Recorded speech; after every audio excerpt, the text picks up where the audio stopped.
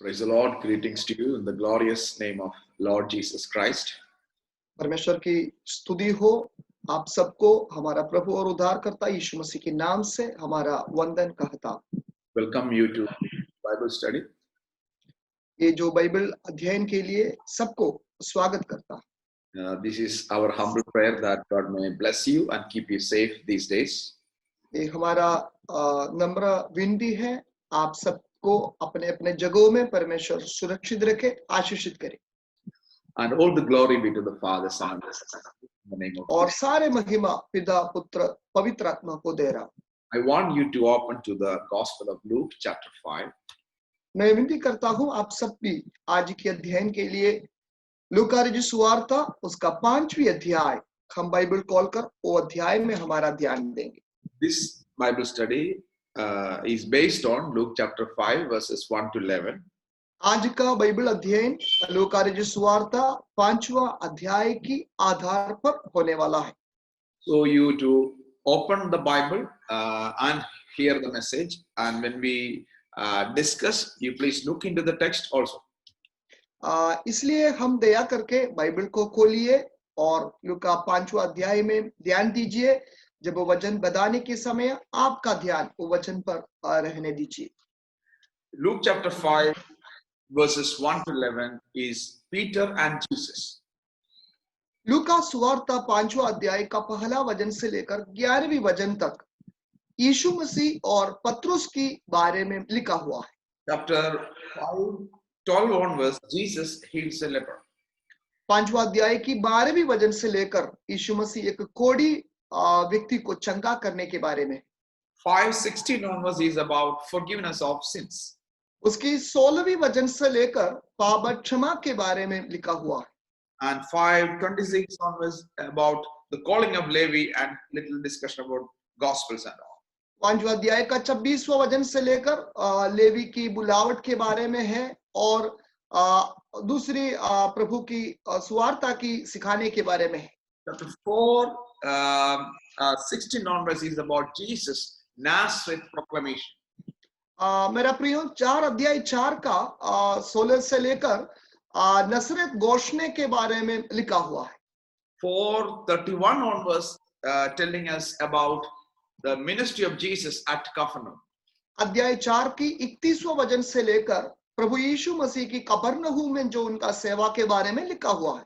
Chapter 5 of Luke, chapter 5 verse 1 to 11 is a call narrative of Jesus. विशेष करके 5वां अध्याय का लूका सुवार्ता 5वां अध्याय का पहला वचन से लेकर 11वीं वचन तक उधर पतरस की बुलावट की बारे में उधर लिखा हुआ है।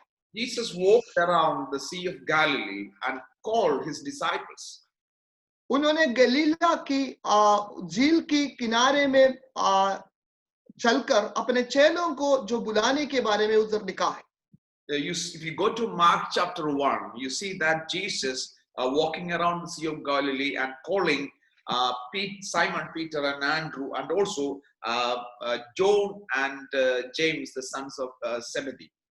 मरकुस सुवार्ता पहला अध्याय में भी आप देख सकते हैं यीशु मसीह वो जो गनसरत की झील के किनारे में यूहन्ना, याकूब, पतरस, अंद्रियोस वो सारे चेलों को जो बुलाने के बारे में उधर भी लिखा हुआ है। That call narrative is there in Matthew chapter 4 also. वो जो बुलावट के बारे में मत्ती सुवार्ता अध्याय 4 में भी आप देख सकते हैं। We come to Gospel of John chapter 1. अभी हम यूहन्ना सुवार्ता उसका पहला अध्याय में हमारा ध्यान देंगे।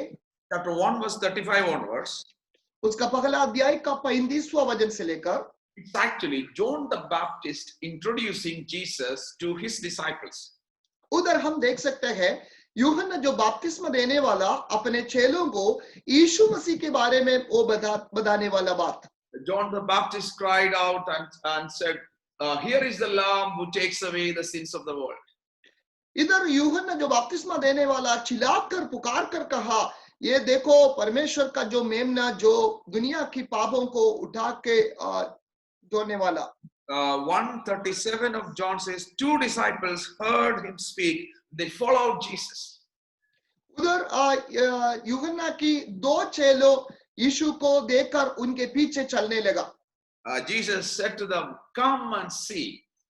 उधर यीशु मसीह उनको बताया, आओ और देखो। They stayed with Jesus. वो यीशु के साथ रहा। Now, what Andrew did the next day was finding his brother Simon and telling him about we found Messiah. उधर एक उसमें एक चेला अंद्रयोस, उन्होंने दूसरे दिन अपने भाई शिमोन के पास जाकर उन्होंने ऐसे बताया, हमने मसीहा को मिला। With lot of joy and excitement. वो बहुत उत्साहित होकर, बहुत आनंदित होकर ये बात उनको बताया। Look to that 142 that Andrew brought Simon Peter to Jesus. वो उसका 42 वचन में हम देख सकते हैं, अंद्रयोस शिमोन को प्रभु यीशु के पास लाया। Jesus looked at Simon Peter and told me, you are Simon, the son of John, and you shall be called Cephas. यीशु मसीह उनको देखकर ऐसे बताया, तू यूहन्ना का पुत्र शिमोन है, तू कैफा अर्थात पत्रोस कहलाएगा। The historic meeting between Jesus and Peter. मेरा प्रिय, इधर एक ऐतिहासिक मुलाकात परमेश्वर प्रभु यीशु मसीह और पत्रोस के बीच में जो हुआ। And we know what happened after that. वो हमको मालूम उसके बाद क्या हुआ है करके। Peter became a great preacher and apostle of Jesus Christ later. पत्रोस एक बड़ा प्रभु यीशु की सुवार्थिक बन गया और एक बड़ा प्रेरित बना। I think that Luke chapter 5 is also about, as I told, it's about core narrative, but I think it happened after some months that happened in the Gospel of John chapter 1. हमको मालूम लूका सुवार्त 5वें अध्याय में भी पत्रोस की बुलावट के विषय के बारे में लिखा हुआ है। शायद ये जो यूहन्ना में लिखा हुआ ये जो बात उसके कुछ महीने कुछ दिनों की पहले ये बात हुआ होंगे। Luke chapter 5 is about the disciples going for fishing and they could not catch anything that night. Jesus came and sat in the boat of Simon Peter and told the crowd. मेरा प्रिय, लूका 5वां अध्याय में हम इससे देख सकते हैं, वो जो सुबह की समय पूरा रात मेहनत करके कुछ भी जो मछली पकड़ने वाला वो व्यक्ति को लोगों को नहीं मिला, उधर वो परिस्थिति में वो सुबह का समय यीशु मसीह शमौन की पत्रोस की वो दांव पर बैठकर वो प्रभु की राज्य के बारे में सिखाने वाला यीशु के बारे में देख सकते हैं। Almost a similar incident or event we read in the Gospel of John chapter 21. वो ऐसे तुल्य एक संभव हम यूहन्ना सुवार्त उसका 21वां अध्याय में भी हम देख सकते हैं। And you may be familiar with these both stories. John chapter 21 is about after resurrection, Jesus appeared to the disciples by the Sea of Galilee. हमको ये दोनों ये संभव आपके लिए परिचित है करके मैं विश्वास करता हूँ। और यूहन्ना 21वां अध्याय में जो हुआ वो जो बात यीशु मसीह मरे हुओं से जो पुनरुत्थान हुआ उसके बाद हुआ जो बात है। That time also they went out for fishing, a team of disciples, and they could not catch anything. उस समय भी वो चेले लोग एक जुट करके वो लोग मछली पकड़ने के लिए गया, लेकिन पूरे रात कुछ भी पकड़ ना पाया। Jesus, the Lord, waited for them on the seashore and prepared a breakfast for them, and that resulted in the transformation of in the life of disciples. उधर हम देख सकते हैं प्रभु यीशु मसीह उस दिन भी सुबह का समय एक अच्छा नाश्ता तैयार करके वो किनारे में तैयार था। वो अपने हाथों से बांटकर उन्होंने उनका जो व्यवहार उनके साथ जो हुआ और जो प्रेम का जो व्यवहार वो लोगों का परिवर्तन का कारण बना। Luke chapter 5 is about at the beginning of the ministry of Jesus. हम देख सकते हैं लूका सुवार्त 5वें अध्याय में प्रभु यीशु मसीह की वो जो सेवकाई की शुरुआत उधर से हम देख सकते हैं। John chapter 21 is at the end of the ministry of Jesus. उधर यूहन्ना 21वां अध्याय में यीशु की सेवा के बारे में जब उन्होंने लिखने के समय उसका आखिरी संभव करके उन्होंने उधर लिखा हुआ। John chapter 21 is after resurrection. Luke 5 is before the resurrection. यूहन्ना 21वां अध्याय में जो लिखा हुआ बात यीशु की पुनरुत्थान के बाद है। लूका 5वें अध्याय में जो लिखा हुआ बात यीशु की पुनरुत्थान की पहले के बाद है। Both accounts speaks about a transformation in the life of the disciples. वो दोनों संभव के द्वारा चेलों में जो परिवर्तन हुआ वो विषय के बारे में बताया हुआ। It's like a bracketing, historical bracketing, one at the beginning and one at the end. उधर एक ऐतिहासिक ब्रैकेट और के रूप में हम देख सकते हैं, एक शुरुआत में और एक अंत में। Come to Luke chapter 5. अभी हम लूका 5वें अध्याय में हमारा ध्यान देंगे। Let us read verse by verse. हम वचन बारी बारी हम पढ़ेंगे। Luke chapter 5 begins like this. लूका सुवार्ता 5वें अध्याय ऐसे शुरू होते हैं। Now it happened that while the crowd was pressing Jesus around him and listening to the word of God, he was standing by the lake of Gennesaret. जब भी परमेश्वर का वचन सुनने के लिए उस पर गिरी पड़ी थी और वह गन्नेसरत की झील के किनारे पर खड़ा था, तो ऐसा हुआ। This lake, this Gennesaret means the Sea of Galilee, almost around 13 mile long and 8 mile wide. मेरा प्रियो, ये गन्नेसरत झील कम से कम 13 मील उसका जो विस्तीर्ण है और 8 मील उसका जो विड्थ है। Almost 650 feet below sea level. उसका 650 फीट का वो जो गहराई वो जो झील में है। Surrounded by hills. उसका चारों ओर पहाड़ी से भरा है। And this is actually the geographical marker of this particular event in Luke chapter 5.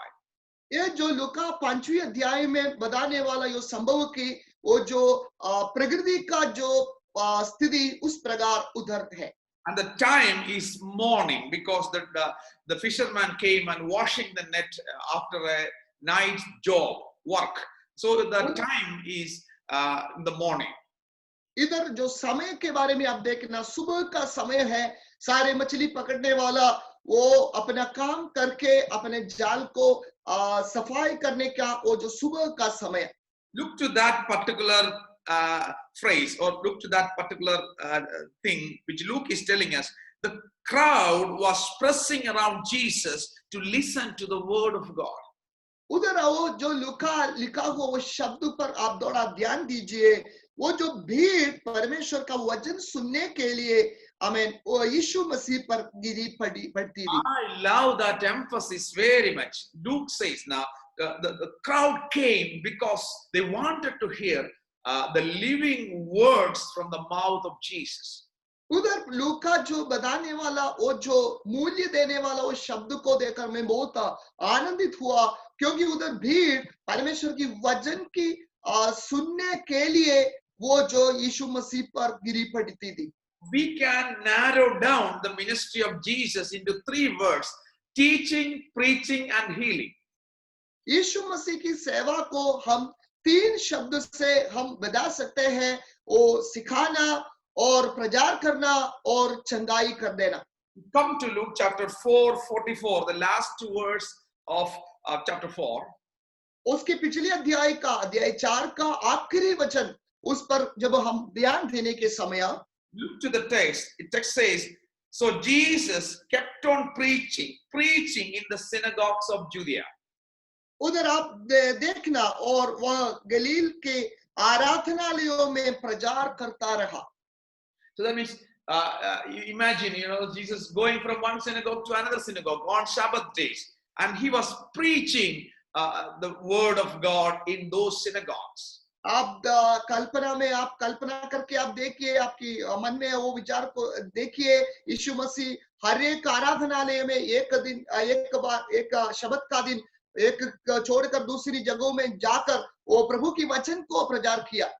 Jesus, an itinerant preacher, that means walking around and preaching the kingdom of God.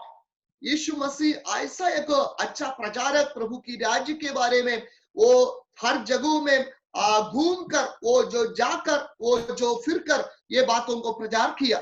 Preaching, that means in a sense it is keruso. That means keruso in a sense it is like more like proclamation. It is something announcement. That is actually the meaning of that word of preaching. Amen. Preaching वो प्रचार का वो जो शब्द का केरोसो शब्द का मतलब घोषणा करना, आमेन, पुकार कर बताना, वो जो मतलब है उन्होंने प्रभु की राज्य की घोषणा हर जगहों में यीशु ने किया। Luke chapter 5 is about sitting in the boat and teaching. लेकिन लूका 5वीं अध्याय में हम देख सकते हैं यीशु मसीह नाव पर बैठकर वो वचन को सिखाने लगा। Jesus the preacher and Jesus the teacher. यीशु मसीह अच्छा प्रचार करता और वो अच्छा सिखाने वाला। The 12 onwards you read about the miracles of Jesus. उसका 12वीं वचन से लेकर प्रभु यीशु की चमत्कार को भी देख सकते हैं। So you see that preaching, teaching and healing. उधर आप देखिए प्रचार करना, सिखाना और चमत्कार करना। The healing, that means miracles of Jesus, can again divided like nature miracles. Nature miracles means like turning water into wine and stilling the storm, and about healing miracle, then casting out of demons, raising the dead. We read these things in the gospel, at least 4 categories. मेरा प्रयोग और यीशु मसीह की चिन्ह चमत्कार में भी हम अलग अलग प्रकार का हम देख सकते हैं जो उन्होंने नेचर के ऊपर और जो प्रकृति के ऊपर उन्होंने जो किया और पानी को द्राक्षरस बनाया और जो हवा को उन्होंने डांटा और दुष्टात्मा को निकाला, मरे हुओं को जिलाया, अंधे को आंख दिया। ऐसे अलग अलग प्रकार की वो चमत्कार यीशु से हुआ। Lot of people came to Jesus because they were seeing the miracles of Jesus. That's a fact. बहुत लोग यीशु के पास आया क्योंकि वो यीशु मसीह में वो जो चमत्कार वो जो हो रहा है उन्होंने वो बात देखकर।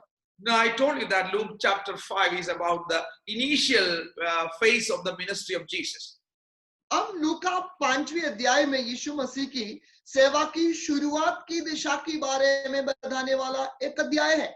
Jesus healings, Jesus teaching and Jesus preaching attracted a lot of crowd to Jesus. यीशु मसीह चमत्कार करते हैं, यीशु मसीह सिखाते हैं और यीशु मसीह प्रचार भी करते हैं। ये जो बात बहुत लोगों को उनके निकट आने के लिए आकर्षण बनाया।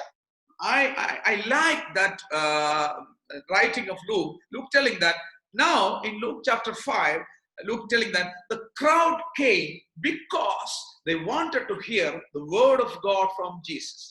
इधर लूका जो लिखा हुआ बात मुझको बहुत अच्छा लगा। उधर लूका इस प्रकार लिखा है, भीड़ इसलिए यीशु के पास गिर पड़ी थी वचन परमेश्वर का वचन सुनने के लिए। The crowd was actually pressing around Jesus and to hear from Jesus. देखिए इधर भीड़ यीशु के पास गिरती पड़ती थी इसलिए प्रभु की ओर से परमेश्वर की वचन को सुनने के लिए।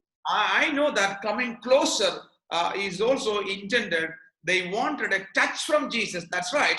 But at the same time, Luke is telling that they came closer and closer to hear the word of God.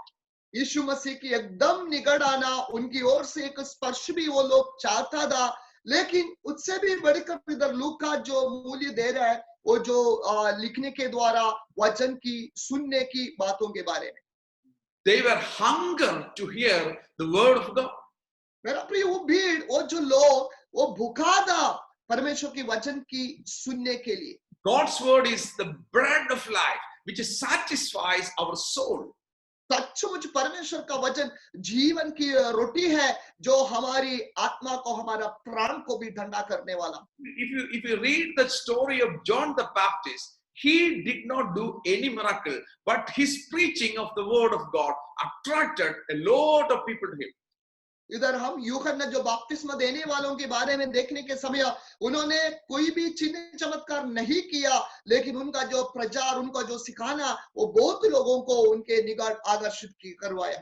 If you read Mark chapter 1 verse 4 and 5, it says that all the Judea came to John the Baptist to hear word. There is an exaggeration, not all the Judea, but John was telling that lot of people came to John because they wanted to hear a powerful spirit empowered word from the mouth of John the Baptist.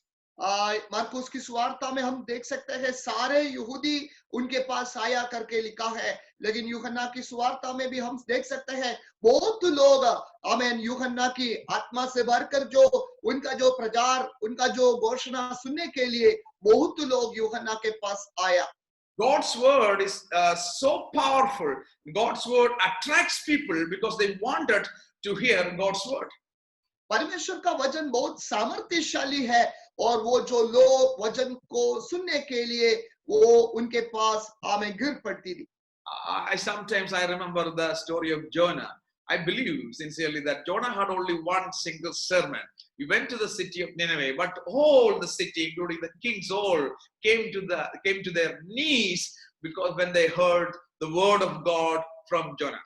मैं इधर योना भविष्यवक्ता के बारे में मुझको याद आ रहा है, वो भी उनके पास भी एक भी प्रचार था, एक भी घोषणा था, लेकिन वो जो सुना के उधर की राजा और सारे देश ओ प्रभु के और लौटने के लिए कारण बनाया। Peter, a wonderful preacher in the book of Acts, he said one single sermon, a spirit-empowered sermon, was able to change the life of 3,000 people. पत्रोस एक आशीषित प्रचारक, उनका भी वो पेंतकोस्वा जो दिन में वो एक की जो प्रचार वो सारे आमेन यहूदियों के बीच में से 3,000 आसपास लोगों की जीवन में परिवर्तन लाने में कारण बनाया। So when Luke is giving some sort of primacy to the word, the miracles and healings are there, but Luke is telling the people came to hear the word from God, word from the mouth of Jesus. इधर ये 5वीं अध्याय में लूका वचन की सेवा में वचन सुनने के विषय के ज्यादा मूल्य देकर उधर उन्होंने लिखा है। Luke is telling about after resurrection, Jesus appeared to the disciples on the road to Emmaus, and he was teaching them the Old Testament. लूका आखिरी अध्याय में भी हम देख सकते हैं मरे हुओं से जी उठा यीशु मसीह वो जो यरूशलेम से लेकर एम्माउस जाने वाला वो दो चेलों के साथ चलकर उधर भी प्रभु की वचन सिखाने वाला एक यीशु के बारे में लूका लिखा है। The word or miracles. वचन और चमत्कार। Now, if you go to Exodus chapter 4, there we read the story of Moses. When God called Moses, he was telling excuses. And one excuse was, when I go to Egypt, when I preach, if they do not listen to me, and if they say that God did not send you, what shall I do? Then God said, if they are not listening to your message, do these miracles. That means these miracles or signs were actually to support the word which was preached by Moses. निर्गमन का पुस्तक अध्याय 4 में मूसा के बारे में आप देख सकते हैं परमेश्वर उनके सामने प्रकट होकर वो जो बातों के बारे में बताने के समय मूसा की कहना ये था, प्रभु यदि मैं उनके पास जाकर ये बात बताने के समय तुमको परमेश्वर ने नहीं भेजा करके वो जो बोलने के समय उस समय परमेश्वर ने बताया उनके सामने ये चमत्कार तुम करना। उसका मतलब मेरा प्रियो चमत्कार इसलिए जो वचन उनके द्वारा निकलने वाला है वो वचन को सुनने वालों के दिल में मजबूत करके देने के लिए उस तरह से वो हिसाब से देखने करने वाला बात है परमेश्वर की ओर से जो कुछ चमत्कार। John's gospel, John is calling these miracles as signs. यूहन्ना की सुवार्ता में सारे चमत्कार को यूहन्ना चिन्ह और शब्द दिया है। That means the miracle is not an end. Miracle is going beyond and revealing some more greater reality about the person and the identity of Jesus. उसका मतलब मिरेकल चमत्कार कुछ अंत कदम हुआ बात नहीं है। चमत्कार चिन्ह वो ये मतलब से है आगे और कुछ बात उसको दिखाने के लिए दिशा दिखाने के रूप में यीशु मसीह की सही पहचान में हमको आगे बढ़ाने की वो रीति से कार्य करने वाला बात है। John chapter 6 about feeding multitude. हम देख सकते हैं यूहन्ना 6वां अध्याय में बहुतों को भीड़ को यीशु मसीह खिलाने का वो जो बातों के बारे में लिखा है। A boy and his 5 loaves and 2 fishes was blessed by Jesus, and more than 5,000 people had rich food on that day. एक छोटे बालक के पास जिसके पास 5 रोटी और 2 मछलियां था उसको लेकर प्रभु ने 5,000 से अधिक जो पुरुष लोग ऐसे एक झुंड को प्रभु यीशु ने खिलाया। That was also revealing the identity of Jesus as the Messiah. वो भी यीशु मसीहा है क्रिस्त है करके वो जो प्रकट करने वाला एक चिन्ह दो। and also about the deity of Jesus. वो भी नहीं, वो यीशु मसीह का ईश्वरीयत की गुण के बारे में भी प्रख्यापित कर रहे। John chapter 6 also tells us after that day of the miracle, lot of people came the next day. John chapter 6:25 onwards.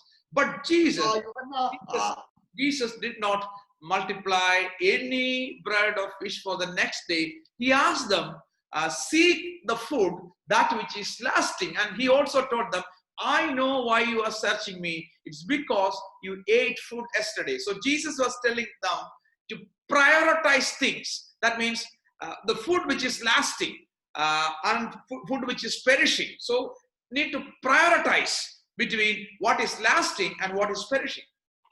आमेन। और यूहन्ना 6वां अध्याय में यीशु मसीह जो खाना खिलाने के बाद, रोटी खिलाने के बाद 25वां वजन से लेकर हम देख सकते हैं दूसरे दिन फिर से बहुत भीड़ वो जगहों में आया। उधर यीशु मसीह उनको हम किस बातों को मूल्य, सबसे पहला स्थान किस बातों को देना है, वो विषय के बारे में यीशु मसीह उन्होंने उसके बारे में एक सही समझ वो भीड़ को दिया।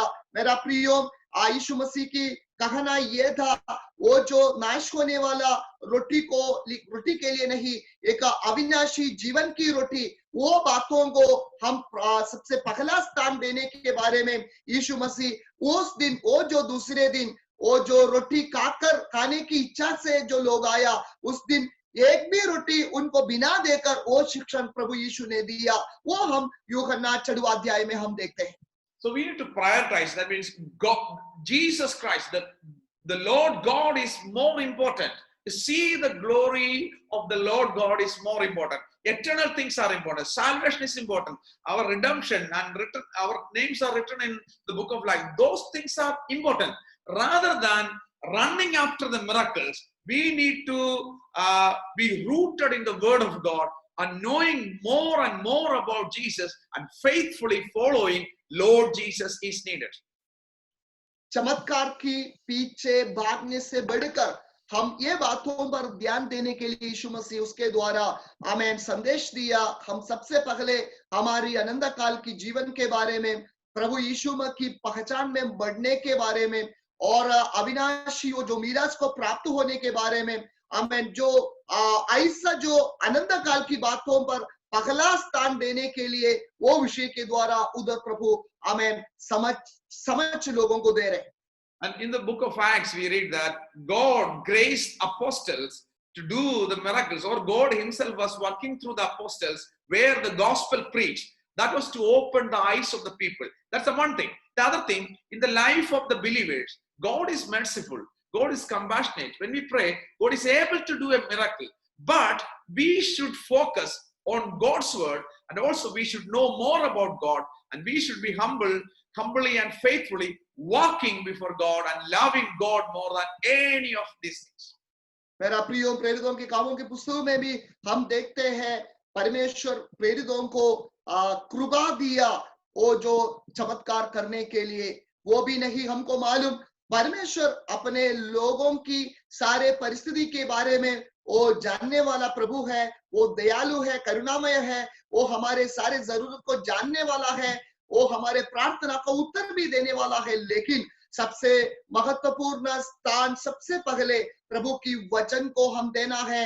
वो वचन पर हम आधार होकर प्रभु के अनुग्रह में बढ़ना, वो उसको हम पहला स्थान देना चाहिए। Come to Luke, 2 Timothy chapter 4. The Paul is writing to Timothy 4:15, 16, and 17. It is like that. That from childhood you have known the sacred writing. You know, Paul is calling sacred writing. It's able to give you the wisdom that leads to salvation through faith, which is in Christ. Is all scripture is God breathed, inspired, and profitable for teaching, reproof, correction, training in righteousness, that the man of God may be adequate, equipped for every good work. और दूसरे तिमोथी उसका 3रा अध्याय का 15 से लेकर प्रेरित पौल वो बातों के बारे में जो लिखा है वो भी इधर पढ़ने के लिए चाहता हूं। दूसरे तिमोथी की पत्री 3रा अध्याय 15 से लेकर उधर ऐसे लिखा है, तिमोथी को इसे पौल बता रहा है, और बचपन से पवित्र शास्त्र तेरा जाना हुआ है, जो तुझे मसीह पर विश्वास करने से उद्धार प्राप्त करने के लिए बुद्धिमान बना सकते हैं। संपूर्ण पवित्र शास्त्र परमेश्वर की प्रेरणा से रचा गया है और उपदेश और समझाने और धार्मिक की शिक्षा के लिए लाभदायक है, ताकि परमेश्वर का जन सिद्ध बने और हर एक भले कामों के लिए तत्पर हो जाए। Chapter 4 verse 1 is like this. उसका अध्याय 4 का भी पहला वचन आप देखना। I charge you, Paul is writing to Timothy, I charge you in the presence of God and of Christ Jesus, who is to judge the living and the dead, and his appearance and his kingdom. उसका 4 का पहला वचन इसी प्रकार लिखा है, परमेश्वर और उस मसीह यीशु को गवाह करके और जीवितों और मरे हुओं का न्याय करेगा, और उसके प्रकट होने और राज्य की सुधि दिलाकर मैं तुझसे उपदेश देता हूं। Then it is a very profound, a very glorious introduction or weighty introduction. Something serious Paul is going to tell, because God, in the presence of God, and judge living and then Christ, living and the dead, and then Christ Jesus, I'm charge you this. Paul is definitely going to tell something very serious. मेरा प्रिय, पहला वचन देखने के समय कितना भारी introduction उन्होंने दिया है। जीवित परमेश्वर के सामने, जीवित और मरे को न्याय करने वाला मसीह के सामने, आमीन, और जो उनका प्रकट होने का, उनका राज्य की सुधि दिलाकर पौल तिमोथी को कुछ बड़े बातों को भी बताने वाला है। No, the first thing after that is preach the word.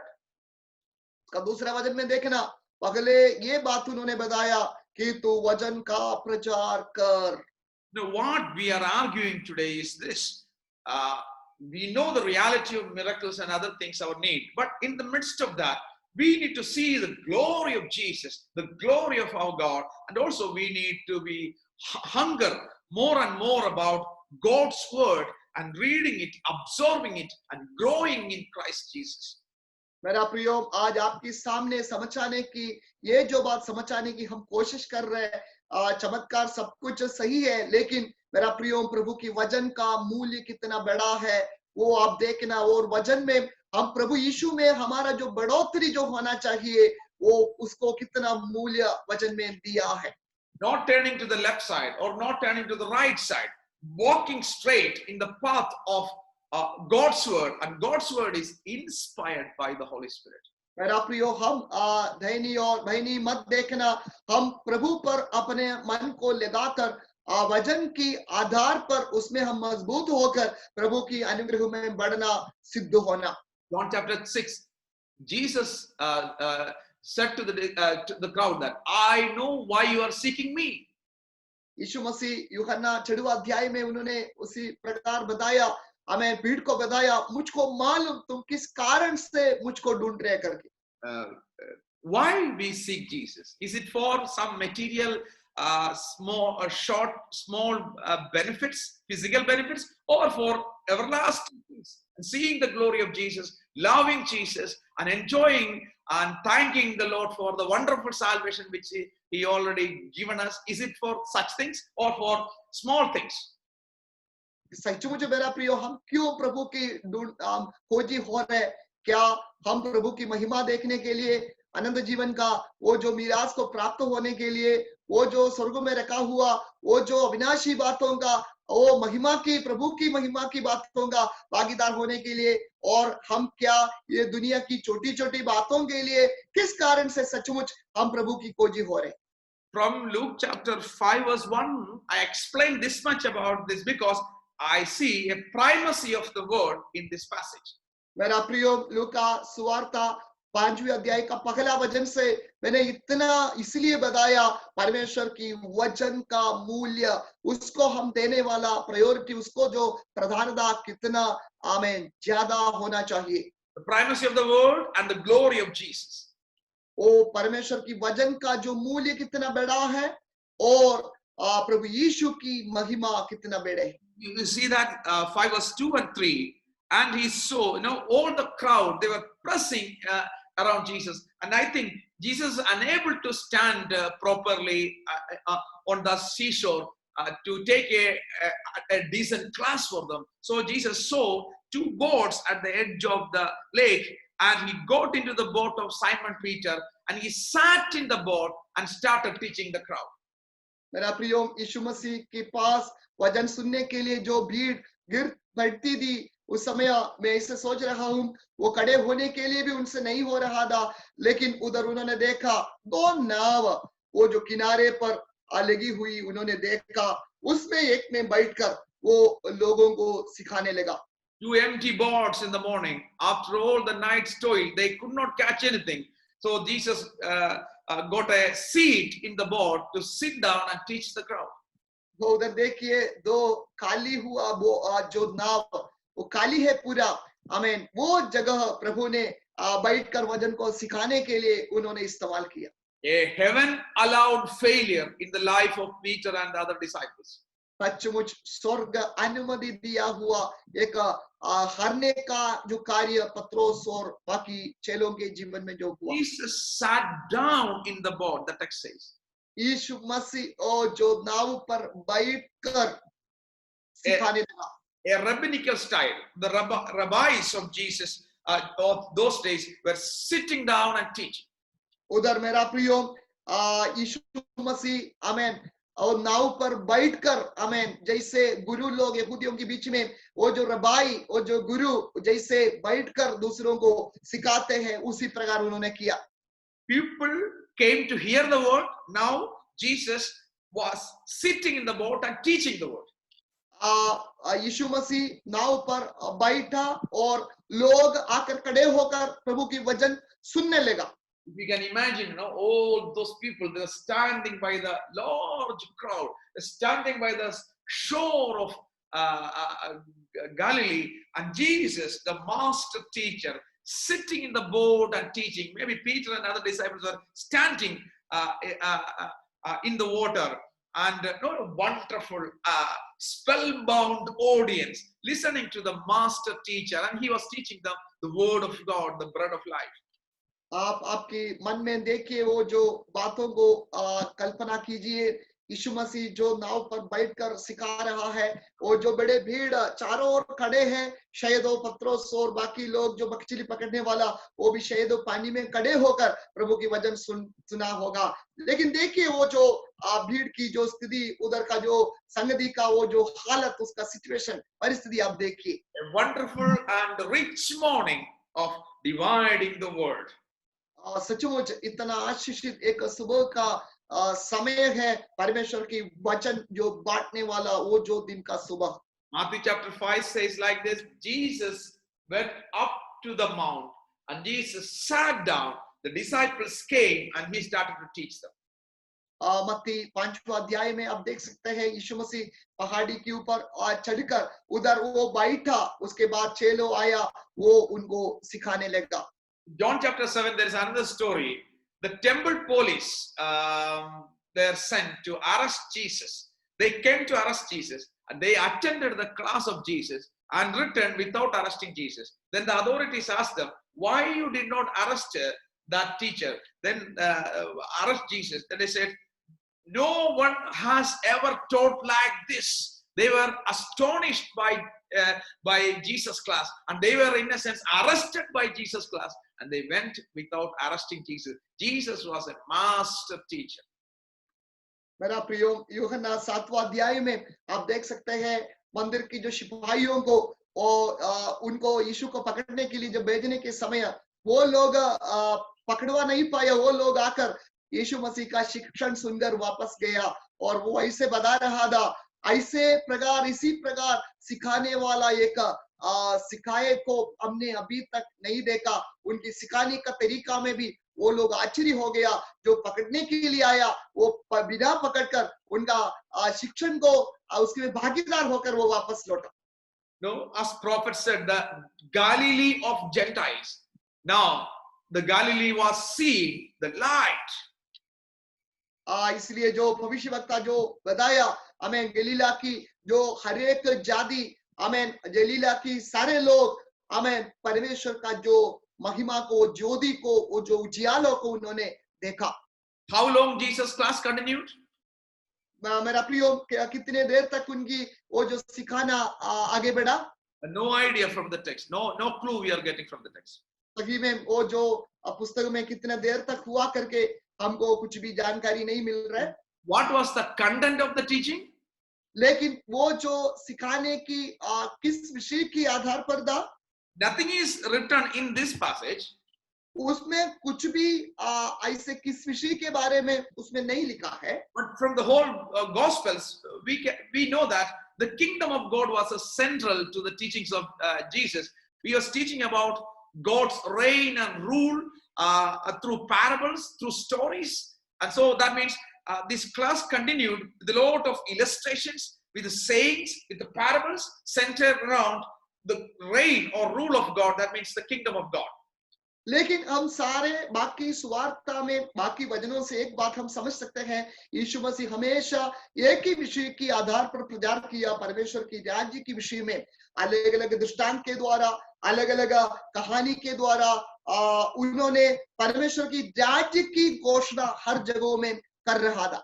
So the fourth verse is like, when he had finished speaking. उसका 14 वचन देखना, जब वह बातों कर चुका तो put out your net into the deep water and let it down for a catch. शमौन को उन्होंने शमौन से कहा, गहरे में ले चल और मछलियों पकड़ने के लिए अपना जाल डालो। It seems, there is a word used of putting down, maybe not like a casting, a small nets, but it was a maybe huge net putting down. They had boats and they were in team. So it speaks of some sort of a fishing industry. That means, large scale or something like that. Maybe we do not know, but there's a different word, putting down the net. इधर मेरा प्रयोग एक साधारण रूप से एक जो डोरी रीति से एक पकड़ने का बात नहीं, उधर गहरे में जा और तुम्हारा जाल डाल, और वो झुंड के एक टीम के साथ वो लोग है, उधर एक छोटे मतलब मछली पकड़ने वाला बात नहीं, एक बड़े रीति से मछली को पकड़ने वाला एक विषय के बारे में उधर बताया है। Whatever it means, I understand. After the class, Jesus was concerned about Peter's life because the boat was empty. So the goodness of the master, after the class, Jesus did not go his way, but he was concerned about what is lacking in Peter's life. And he was merciful, he was compassionate, and he was helping Peter in a sense. I see the goodness of Jesus in that passage. उधर वो सिखाने के बाद उन्होंने मछली पकड़ने के लिए वो जाल डालने के बारे में शमौन को बताया, क्योंकि ये जो टीचर, ये जो सिखाने वालों की विशेषता देखना, वो जिसकी बोट पर नाव पर बैठ रहे हैं वो नाव काली है, उनको कुछ भी मछली नहीं मिला। मतलब ये जो सिखाने वालों का मन, उनका जो भलाई आप देखना, वो सिर्फ बताने में नहीं, वो उनकी जरूरत में भी उनका जो ध्यान, उनकी जो संकट की परिस्थिति में किस प्रकार ये जो सिखाने वाला कार्य कर रहे, आप देखिए। But still there is first the word and then the miracle. लेकिन इधर आप ये बातों को ध्यान देना, पहला परमेश्वर का वचन को स्थान दिया, उसके बाद चमत्कार को। After the word, now the boat is empty and filling the boat. मेरा प्रियो, वचन बताने के बाद जो खाली हुआ, शून्य हुआ, वो जो नाव को अभी भरने का कार्य कर रहे हैं। The primacy of God's word. इधर परमेश्वर की वचन को जो पहला स्थान जो दे रहे, वो बातों को देखना। You see, chapter 5 verse 5, Simon Peter answered, Master, we worked hard all the night and caught nothing, but I will do as you say. 5 का 5 आप शमौन ने किस प्रकार उत्तर दिया, वो आप देखना। शमौन ने उसको उत्तर दिया, हे स्वामी, हमने सारी रात मेहनत की और कुछ न पकड़ा, तो भी तेरे कहने से जाल डालूंगा। That means we means plural, a team. Hard worked and during night with a large big net and boats, all the facilities, and night time was the best time for fishing. The team went for fishing. when all the possibility of a success was there, but Peter confessed that we could not catch anything and we utterly failed. उधर आप देखना नाव है, बड़े जाल है, और उधर वो शब्द दिया हम, मतलब उधर अकेला नहीं, एक झुंड करके, एक टीम करके वो लोग मछली पकड़ने वाला है, और रात की समय और पूरा मेहनत किया। अभी देखना सारे परिस्थिति, सारा सब कुछ व्यवस्थित है, लेकिन पतरस कहते हैं हम एक भी मछली पकड़ ना पाया। But Peter says, at your word, we failed, that's a reality, and our job is finished almost for this day. But because of your word, because you said, the master said, Peter was catching that word from the mouth of Jesus. उधर देखना वो इतना बताया, वो कुछ भी पकड़ ना पाया, तो भी प्रभु आपकी कहने से, आमेन। उधर आप देखना जो सिखाने वाला, वो जो रबाई प्रभु यीशु की शब्द को, उसका जो बातों को कितना मूल्य उधर पतरस दे रहा है। कुछ भी पकड़ ना पाया, लेकिन तो भी आपकी कहने से हम जाल डालूंगा। The word, that is again important there. उधर भी आप देखना आपकी कहने से, आपका जो शब्द के कारण। The faith is not something our imagination. Faith is not that we jump forward. Faith is moving according to the solid word from God.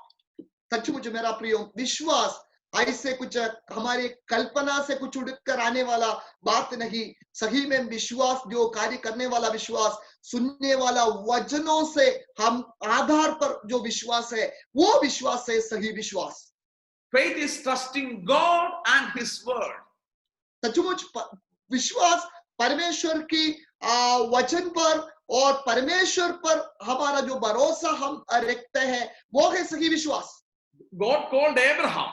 The word of God came to Abraham and he started by faith. आमेन। परमेश्वर Abraham को बुलाया और परमेश्वर की मुंह से Abraham के लिए शब्द निकला, आमेन। उधर अब्राहम का विश्वास का आमेन शुरुआत हो गया। Word of the Lord came to Noah. He prepared an ark. नोहा को परमेश्वर की वचन मिला और उन्होंने अपना काम शुरू किया। Word of the Lord came to Elijah. He went to Kerith and Zarephath. Elia पर परमेश्वर का वचन पहुंचाया, उन्होंने सराफात और खेरीत और जगहों में वो गया। It's not that what I want to do, I will do by trusting God, or my imagination will be implemented. That is not faith. Faith is trusting God and His word and moving forward, even when you are not seeing anything, trusting God's word and moving according to the word of God and trusting God and His faithfulness.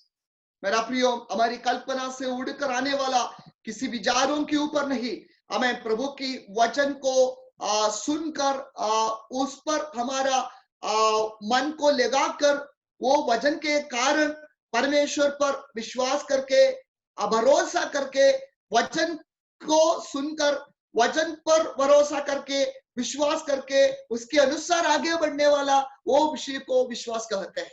The result of that faith was great, because 6 and 7 speaks about big catch, a long amount of fish. वो जो विश्वास का वो जो प्रतिफल साधारण नहीं था, उसका 6वां और 7वीं वचन में वो जो प्रतिफल उनको जो वो काम से किया मिला, वो उधर लिखा है, बहुत बड़ा था। Don't look to the boat, don't look the large amount of fish, look to the response of Peter. That is important. मेरा प्रियो, इधर पत्रोस को मिला हुआ मछली पर नहीं, उधर जो परिस्थिति को नहीं, सचमुच हम अभी जो देखना है पत्रोस में क्या परिवर्तन हुआ मिला, उधर हमारा ध्यान दीजिए। It was so amazing, and it revealed the identity of Jesus as the Lord having authority over nature. मेरा प्रियो, ये सचमुच प्रभु यीशु का उनके बारे में उधर घोषणा करते हैं, सचमुच उनको सारे प्रकृति के ऊपर उनका जो अधिकार, उनका जो राज्य करने का ताकत कितना बड़े है करके। Your 8th verse is like this. उसका 8वीं वचन ऐसे लिखा है। When Simon Peter saw this, he fell at the feet of Jesus, saying, "Go away from me, Lord, I am a sinful man." यह देखकर शमौन पत्रोस यीशु के पांवों पर गिरा और कहा, हे प्रभु, मेरे पास से जा, क्योंकि मैं पापी मनुष्य हूँ। Peter heard the word of God, पत्रोस प्रभु की वचन को सुना and Peter saw the glory of Jesus. और प्रभु की महिमा को पत्रोस देखा। It was almost like a theophany, that means appearance of the Lord. That's why Peter fell at the feet of Jesus and cried. इधर मेरा प्रियो, ऐसा परिस्थिति जो थियोफनी मतलब परमेश्वर की महिमा प्रकट करवाने का जो कार्य, उधर पत्रोस उनकी पांव पर गिरा। I remember the story of Isaiah chapter 6. मेरा प्रियो, मैं एशिया 6वां अध्याय की बातों को मैं मुझको स्मरण हो रहे। When Isaiah saw the glory of the Lord filling the temple, जब आइसिया परमेश्वर का जो महिमा मंदिर में भरकर उन्होंने जब देखा, Isaiah cried. आइसिया वो पांव पर गिर पड़ा, वो रोने लगा। Isaiah cried to the Lord because he compared between the holiness of God and his unworthiness. So he became more conscious about his own unworthiness in the presence of the Lord. सचमुच Isaiah ये परमेश्वर की बहुत वो जो पवित्र महिमा जब उन्होंने देखा, उन्होंने पहचान लिया परमेश्वर की पवित्रता की वो जो भयंकरत्व और अपने कमजोरी वो विषय को पहचान लिया। वो उनके सामने रोने लगा, अपने आप को देने लगा। When Jesus revealed his glory to Simon Peter was not looking to the boat full of fish, and he was not calculating how much amount he can earn through that catching and the amount of fish. But that is not the concern now. The concern is the glory of Jesus. इधर मेरा प्रियो, जब पूरा मछली से उन भरा हुआ नाव पर नहीं पत्रोस जो देख रहा है, आमेन, उधर नहीं मेरा प्रियो, यीशु मसीह का जो महिमा उनके सामने जो प्रकट हुआ, उधर है उनका जो ध्यान। Our Christian journey, day by day, by hearing the sermon, by studying the word of God, having the fellowship, we want to know more and more about Lord Jesus Christ. मेरा प्रियो, सचमुच हमारा मसीह जीवन में हर दिन सचमुच प्रभु की महिमा को, उसकी जो भयंकरत्व को, उनको जो महिमा को हम हर दिन देखना चाहिए, अनुभव करना चाहिए। If we come to chapter 5 verse 10, Jesus is telling, fear not. उसका 5वां अध्याय का 10वीं वचन, उधर आप देखना यीशु मसीह उनको इस प्रकार कहा, आमीन, मत डर। It was so amazing, and they were all in a sense, Jesus is giving a divine assurance. Fear not is a divine assurance. Repeatedly there in the scripture, repeatedly God is speaking to different persons. Fear not, fear not, fear not. Jesus is also now here. Jesus was telling to Peter and other disciples, fear not. इधर एक ईश्वरीय बात है मेरा प्रियो, जो प्रभु की ओर से मिलने वाला एक आमीन प्रतिज्ञा है, एक वायदा है। हर जगहों में वो बार बार ये शब्द हम देखते हैं। इधर यीशु मसीह पत्रोस को भी कहते हैं, डरो मत। Now 11th verse is more important in this passage. उसका 11वीं वचन बहुत बहुमूल्य है ये जो पैसेज में। They left everything and followed Jesus. वो सब कुछ छोड़कर उसके पीछे हो लिया। So this miracle was not, Jesus was not teaching them how to catch more fishes. सचमुच मेरा प्रियो, इधर यीशु मसीह किस प्रकार मछली को पकड़ना चाहिए वो विषय के क्लास नहीं दिया। This was not a program for how to develop the business of Peter and the other disciples. It was not to give a progress or a growth in the fishing ministry of Peter and other disciples. It was not. इधर ऐसा class नहीं दिया तुम्हारा business, मछली पकड़ने का business किस प्रकार बढ़ा सकता है, उस प्रकार कुछ क्लास उधर नहीं है। That is not the focus of this. The focus is Jesus here. सही में यीशु मसीह जो ध्यान दिया हुआ पगला स्थान दिया हुआ बात, वो ऐसे बातों में नहीं है। It's the word of God is important. सचमुच परमेश्वर का वचन, उसको पगला स्थान। Person and the deity of Jesus Christ is important. वो परमेश्वर का जो ईश्वरीय व्यक्तित्व और जो ईश्वरीय गुण और प्रभु यीशु मसीह का, उसको पगला स्थान। They left everything and they followed Jesus. सचमुच वो सब कुछ छोड़कर यीशु के पीछे हो लिए। What happened to those two boat full of fishes? लेकिन मैं सोच रहा था वो सारे भरा हुआ, वो जो मछली से भरा हुआ नाव को क्या हुआ? Peter did not go to sell that. सही में पत्रोस उसके पीछे नहीं गया।